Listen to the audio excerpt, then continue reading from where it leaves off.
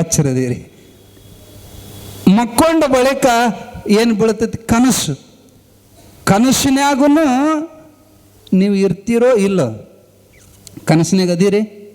ಇರ್ತೀರಲ್ಲ ನೀವು? ಏನು ಬೇರೆದವ್ರು ಇರ್ತಾರೋ? ನೀವೇ ಇರ್ತೀರಿ. ಅದಕ್ಕೆ ಅದನ್ನು ನೋಡಿ ಬೆಳಗ್ಗೆ ಎದ್ದು ಬಳಿಕ ಹೇಳ್ತೀರಿ ನನಗಿಂಥದ್ದು ಒಂದು ಕನಸು ಬಿದ್ದಿತ್ತಂತ. ಸ್ವಪ್ನದಾಗೂ ನೀವಿರ್ತೀರಿ, ಎಚ್ಚರದೊಳಗೂ ನೀವಿರ್ತೀರಿ.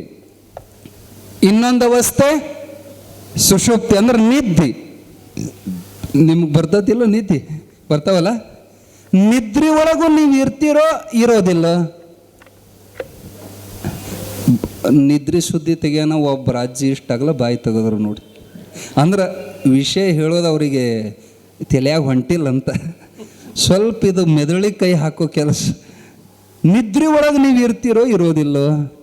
ಇರ್ತೀರಲ್ಲ? ಇರ್ತೀರ ನಿದ್ರ್ಯಾಗ? ಖರೇನೇ ಇರ್ತೀರ? ಇರಲ್ಲ. ಒಂದು ಥೋಡೆ ಮಂದಿ ಇರ್ತೀವಿ ಅಂತಾರೆ, ಒಂದು ಥೋಡೆ ಮಂದಿ ಇರಲ್ಲ ಅಂತಾರೆ. ಯಾರ್ದ ಖರೆ? ನಿದ್ರೆ ಒಳಗೆ ನೀವು ಇರ್ತೀರೋ ಇರೋಲ್ಲ? ಇರಲ್ಲ. ಇರ್ತೀರಿ, ಜಾಣ್ರದಿರಿ. ಇರಲ್ಲ ಅನ್ನೋರು ದಡ್ರದಿರಿ. ಅಕಸ್ಮಾತ್ ನೀವು ನಿದ್ಯಾಗಿ ಇಲ್ಲ ಅಂದ್ರೆ ಎತ್ತರ ಹೆಣನಂತಾರೆ. ಅದೇ ರೀ, ಇದೀರಿ ಅಂತನ ಮತ್ತೆ ಹೇಳ್ತೀರಿ. ನಿದ್ರೆ ಒಳಗೂ ನೀವು ಇರ್ತೀರಿ, ಎಚ್ಚರದಾಗೂ ನೀವು ಇರ್ತೀರಿ, ಕನಸಿನಾಗೂ ನೀವು ಇರ್ತೀರಿ. 3 ಅವಸ್ಥೆ ಒಳಗೆ ನೀವಿರ್ತೀರಿ. ಆದರೆ ಈ ಶರೀರ ಒಂದು ಅವಸ್ಥೆಗೆ ಇರ್ತೈತಿ, ಒಂದು ಅವಸ್ಥೆಗೆ ಇರೋದಿಲ್ಲ. ನಿದ್ದೆ ಹತ್ತಿದಾಗ ಈ ಶರೀರ ಇರ್ತೈತೇನು? ಈ ಶರೀರದ ಪ್ರಜ್ಞೆ ನಿಮಗಿರೋದಿಲ್ಲ. ಈ ಶರೀರ ನಿದ್ದೆ ಹತ್ತಿದಾಗೂ ಇತ್ತು ಅನ್ನೋದಾದ್ರೆ ನಿಮಗೆ ಒಂದು ಉದಾಹರಣೆ ಕೊಡ್ತೀವಿ. ನಿಮಗೆ ಗಾಯ ಆಗಿತ್ತು, ಗಾಯ ಭಾಳ ಉರಿತಿತ್ತು. ನಿದ್ದೆ ಹತ್ತಿದಾಗ ಗಾಯ ಉರಿತೇನು? ಉರಿಯೋದಿಲ್ಲ. ಗಾಯ ನೋವೇ ಆಗೋದಿಲ್ಲ. ಯಾಕೆ? ನಿದ್ರೆ ಹತ್ತಿದಾಗ ಈ ಶರೀರ ಲಯ ಆಗಿರುತ್ತೆ, ಮನಸ್ಸು ಲಯ ಆಗಿರುತ್ತೆ. ಒಂದು ಅವಸ್ಥೆಗೆ ಇರ್ತೈತಿ, ಒಂದು ಅವಸ್ಥೆಗೆ ಇರೋಲ್ಲ ಅಂದ್ರೆ ಅದು ಸುಳ್ಳೈತಿ. 3 ಅವಸ್ಥೆಗೂ ಇರೋದು ಮಾತ್ರ ಖರೆ ಐತಿ. ಅವಸ್ಥಾತ್ರಯ ವಿಭಾಗವಾಗಿನೂ ಈ ಜಗತ್ತು ಮಿಥ್ಯ ಐತಿ. ನಿದ್ದೆ ಹತ್ತಿದಾಗ ಜಗತ್ತ ಇರೋದಿಲ್ಲ. ಇರ್ತತೋ? ಜಗತ್ತೇನಾರ ಇತ್ತು ನಿಮ್ಮ ತಲೆಯಾಗಂದ್ರೆ ನಿದ್ದೆ ಹತ್ತೋಲ್ಲ. ಹೌದಿಲ್ಲ? ಏನಾರ ತಲೆಯಾಗ ಜಗತ್ತಿನ ವಿಚಾರ ಇರೋತನ ನಿಮಗೆ ನಿದ್ದೆ ಹತ್ತೋಲ್ಲ. ನಿದ್ದೆ ಹತ್ತಂದ್ರೆ ಜಗತ್ತೇ ಇರೋದಿಲ್ಲ. ಒಂದು ಅವಸ್ಥೆ ಒಳಗೆ ಐತಿ, ಒಂದು ಅವಸ್ಥೆಗೆ ಇಲ್ಲ ಅಂದ್ರೆ ಇದು ಸುಳ್ಳು. ಈ ಜಗನ್ ಮಿಥ್ಯ, ಬ್ರಹ್ಮ ಸತ್ಯ. ಬ್ರಹ್ಮ ಅಂದ್ರೆ ಯಾರು? ಪರಮಾತ್ಮ, ಪರಬ್ರಹ್ಮ. ಅವನು ಒಬ್ಬನೇ ಸತ್ಯ. ಮೊದಲು ಇದ್ದ, ಈಗೂ ಇದಾನ, ಮುಂದೆ ಇರ್ತಾನ.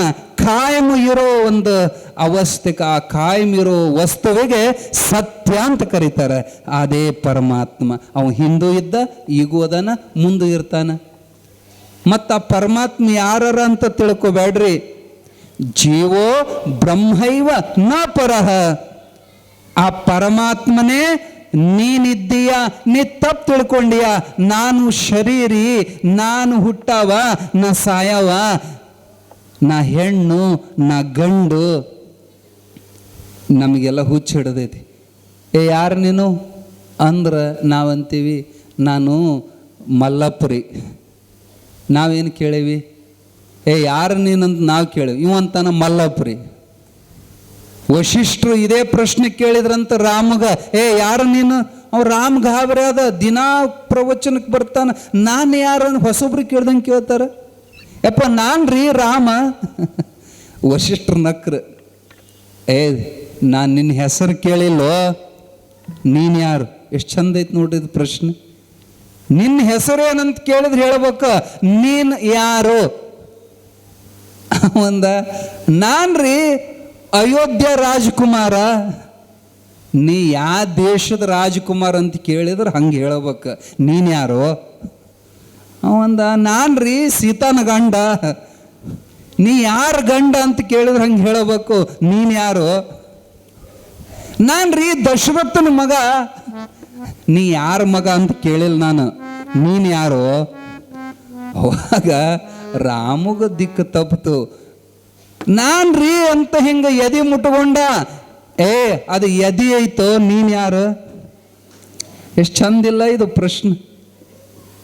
ಅದು ಎದಿ, ನೀನು ಯಾರು? ನಾನು ರೀ ತಲೆ ಮುಟ್ಟ, ಅದು ತಲೆನೋ, ನೀನು ಯಾರು? ಇಲ್ಲಿಂದ ಚಲೋ ಆಗ್ತತಿ ವೇದಾಂತ, ಇಲ್ಲಿಂದ ಚಲೋ ಆಗ್ತತಿ ಆಧ್ಯಾತ್ಮ.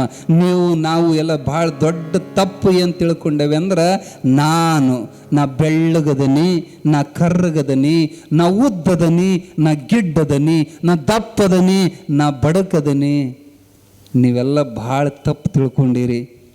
ಅದಕ್ಕೆ ಅಕ್ಕ ಮಹಾದೇವಿ ಹೇಳ್ತಾರೆ, ಮೊಲೆ ಮುಡಿ ಬಂದರೆ ಹೆಣ್ಣೆಂಬರು, ಮೀಸೆ ಗಡ್ಡ ಬಂದರೆ ಗಂಡೆಂಬರು. ಒಳಗೆ ಸುಳಿವ ಆತ್ಮ ಹೆಣ್ಣು ಅಲ್ಲ, ಗಂಡು ಅಲ್ಲ. ನೀವೆಲ್ಲ ಶುದ್ಧವಾದ ಪರಮಾತ್ಮ ಸ್ವರೂಪ ಆತ್ಮವೇ ನೀವಿದ್ದೀರಿ. ತಪ್ಪು ತಿಳ್ಕೊಂಡಿರಿ. ನಾ ಹೆಣ್ಣು, ನಾ ಗಂಡು, ನಾ ಮುದುಕ, ನಾ ಹುಡುಗ, ಇವೆಲ್ಲ ಕಲ್ಪನೆ ನಮ್ಮದು. ಇದು ನಾವು ಹಾಕ್ಕೊಂಡಿರೋ ಅಂಗಿ ನಾವಲ್ಲ, ಅರ್ಬಿ ನಾವಲ್ಲ. ಇದನ್ನು ಧರಿಸಿದಂಥ ಶರೀರಿ ಆತ್ಮವೇ ನಾವಿದ್ದೇವೆ. ಶರೀರ ನಾವಲ್ಲ, ಒಳಗಿನ ಆತ್ಮ. ಇದನ್ನೇ ಭಗವದ್ಗೀತಾ ಹೇಳ್ತೈತೆ, ಇದನ್ನೇ ಉಪನಿಷತ್ ಹೇಳ್ತೈತೆ, ಇದನ್ನೇ ಅಲ್ಲಮಾದಿ ಶರಣರು, ಬಸವಾದಿ ಪ್ರಮುಖರು ಹೇಳಿದ್ದು ಇದೇ ಶುದ್ಧ ಅದ್ವೈತವನ್ನೇ. ನೀವೆಲ್ಲ ಭಾಳ ಜನ ವಚನ ಹೇಳ್ತೀರಿ, ಆ ವಚನದ ಅರ್ಥ ಭಾಳ ಮಂದಿಗೆ ಗೊತ್ತಿಲ್ಲ. ಬಸವಣ್ಣನ ಒಂದು ಪ್ರಸಿದ್ಧವಾದ ವಚನ ಭಾಳ ಮಂದಿ ಬಾಯ ಕೇಳಿರಿ ನೀವು. ಏನಂತಾರ? ಕಲ್ಲು ದೇವರು ದೇವರಲ್ಲ, ಮಣ್ಣು ದೇವರು ದೇವರಲ್ಲ, ಅಷ್ಟಾಷಷ್ಟಿ ತೀರ್ಥಗಳಲ್ಲಿರುವ ದೇವರು ದೇವರಲ್ಲ, ಕಂಚು, ತಾಮ್ರ, ಹಿತ್ತಾಳಿ ಮೊದಲಾದ ಲೋಹಗಳಿಂದ ಮಾಡಿದ ದೇವರು ದೇವರಲ್ಲ, ತನ್ನ ತಾನಾರೆಂದು ಅರಿತ ಬಳಿಕ ತಾನೇ ದೇವ, ಅಪ್ರಮಾಣ ಕೂಡಲ ಸಂಗಮ ದೇವ. ಈ ವಚನ ಎಲ್ಲರಿಗೂ ಗೊತ್ತೈತಲ್ಲ. ಈ ವಚನವನ್ನ ಇತ್ತಿತ್ತಲಾಗಿನ ಸ್ವಾಮಿಗಳು ಅಡ್ಡಾದಿಡ್ಡಿ ಹೇಳಕತ್ಯಾರ. ಕಲ್ಲು ದೇವರಲ್ಲ, ಈ ಕಲ್ಲು ದೇವ್ರ ಐತಿಲ್ಲಿ, ನೀವು ಯಾರು ಗುಡಿ ಗುಂಡಾರಕ್ಕೆ ಬರಬೇಡ್ರಿ, ಮಣ್ಣಿನ ಗಣಪನ ಇಡಬೇಡ್ರಿ, ಆ ತಾಮ್ರ ಹಿತ್ತಾಳಿ ದೇವ್ರ ತಗೊಂಡೋಗಿ ಹೊಳೆಯಾಗ ಹೋಗಿರಿ, ಹಿಂಗೆ ಹೇಳೋದು ಕೇಳಿರಲ್ಲ ನೀವು. ಫೇಸ್ಬುಕ್ನ್ಯಾಗ, ವಾಟ್ಸಪ್ದಾಗ, ಯೂಟ್ಯೂಬ್ದಾಗ ಹಿಂಗೆ ಹೇಳೋ ಸ್ವಾಮಿಗಳು ಹೆಚ್ಚಾಗ್ಯಾರ. ಆ ಹುಚ್ಚು ತಲೆಗಳು ಅವು ಅರ್ಧಂಬರ್ಧ ತಿಳ್ಕೊಂಡವು ಏನೇನಾರ ಹೇಳ್ತಾವಂತ ಮತ್ತು ನೀವು ಹಂಗೆ ಮಾಡಿ ಗಿಡೀರಿ. ಒಂದು ತೊಡೆ ಮಂದಿ ಅದ ಟೀಮ್ ತಯಾರಾಗೈತಿ. ಬಸವಣ್ಣನ ಹೆಸರಿನ್ಯಾಗ ಯುದ್ಧ ದೇವರೆಲ್ಲ ಸುಳ್ಳು ಅಂತ ಹೇಳುವಂಥ ಮಂದಿ ತಯಾರಾಗೈತಿ. ಹಂಗೆ ಹೇಳಿಲ್ಲ ಬಸವಣ್ಣ. ಕಲ್ಲು ದೇವರಲ್ಲ ಅಂತ ಯಾರಿಗೆ ಹೇಳ್ಯಾರ? ಶ್ರೇಷ್ಠವಾದ ತತ್ವಜ್ಞಾನಿ ಈ ಎಲ್ಲ ಅವಸ್ಥೆಗಳನ್ನು ದಾಟಿ ತನ್ನ ಒಳಗಿನ ಆತ್ಮದ ಕಡೆಗೆ ಲಕ್ಷ್ಯ ಕೊಟ್ಟಾಗ ಹೊರಗಿನ ದೇವರು ಸುಳ್ಳಾಗ್ತವ. ನಿನ್ನ ಅಂತರಂಗದೊಳಗೆ ಆತ್ಮನೇ ಪರಮಾತ್ಮ ಇದ್ದಾನ. ನಿನ್ನ ಆತ್ಮನ ತಿಳಿಯೋತನ ಹೊರಗಿನ ದೇವ್ರನ್ನ ಬೆನ್ನು ಹತ್ತು. ಸಣ್ಣ ಹುಡುಗ ಹೋಗಿ ಕರೆ ಕುದುರೆ ಮೇಲೆ ಕುಂದ್ರಿಸ್ಬಿಟ್ರೆ, ಸಣ್ಣ ಹುಡುಗ ಕಟ್ಟಿಗೆ ಕುದುರೆ ಕೊಡ್ಬೇಕು, ಸಣ್ಣ ಹುಡುಗ ಆಡಕ ಪ್ಲಾಸ್ಟಿಕ್ ಕುದುರೆ ಕೊಡ್ಬೇಕು. ಅದು ಸುಳ್ಳು ಕುದುರೆ, ನೀ ಕರೆ ಕುದುರೆ ಮೇಲೆ ಕುಂದ್ರಂತ ಸಣ್ಣ ಹುಡುಗನ ಹೋಗಿ ದೊಡ್ಡ ಕುದುರೆ ಮೇಲೆ ಕುಂದ್ರಿಸಿ ಹತ್ತಿಸಿ ಕಳಿಸಿಬಿಟ್ರೆ ಉಳ್ಕೊಂಡು ಬೀಳ್ತದ ಹುಡುಗ ಕುದುರೆ ಮೇಲಿಂದ.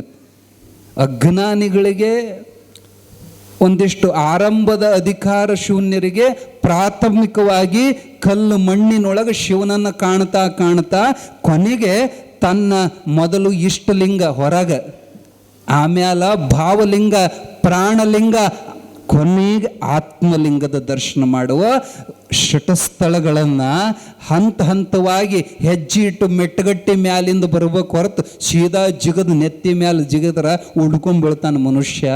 ಬಸವಣ್ಣ ಹೇಳಿದ್ದನ್ನು ಅಪಾರ್ಥ ಮಾಡ್ಕೊಂಡವ್ರು ಕೆಲವು ಜನ. ಅದರ ಸ್ಪಷ್ಟವಾದ ಅರ್ಥ ನಿಮಗೆ ತಿಳಿಸಿ ಹೇಳಕತ್ತೇವೆ, ಲಕ್ಷ್ಯ ಕೊಟ್ಟು ಕೇಳ್ರಿ. ಪರಮಾತ್ಮ ಸಾಕ್ಷಾತ್ ಮೂಲ ಪರಮಾತ್ಮ ನಿಮ್ಮೆಲ್ಲರ ಅಂತರಂಗದೊಳಗೆ ಸಾಕ್ಷಿಯಾಗಿ ಬೆಳಗುವಂಥ, ಹೃದಯಕ್ಕೆ ಒಡೆಯನಾಗಿರುವಂಥ, ಹೃದಯ ಕಮಲದೊಳಗೆ ವಿರಾಜಮಾನರಾದ ಆತ್ಮವೇ ಪರಮಾತ್ಮ. ಒಳಗೆ ಶಿವ ಅದಾನಂಥೇಳಿ ನೀವೆಲ್ಲ ನಮ್ಮ ಎದುರಿಗೆ ಕುಂತೀರಿ. ಹೆಂಗೆ ಕುಂತೀರಿ? ನೆಟ್ಟು ಕುಂತೀರಿ. ಅಕಸ್ಮಾತ್ ಒಳಗಿದ್ದ ಶಿವ ನಿಮ್ಮನ್ನ ಬಿಟ್ಟು ಹೋದ ಅಂದ್ರೆ ಗೂಟ ಕೊಟ್ಟು ಕುಂದ್ರಿಸ್ಬೇಕು ನಿಮ್ಮನ್ನ. ಹಂಗೆ ಕುಂದ್ರಕ್ಕೆ ಬರೋದಿಲ್ಲ, ಬುಡುಗನ ಹುಡ್ಕೊಂಡ್ಬಿಡ್ತಾವ. ಒಳಗೆ ಅದಾನಂತೇಳಿ ಕುಂತೀರಿ, ನೋಡಾಕತ್ತೀರಿ, ಕೇಳಾಕತ್ತೀರಿ,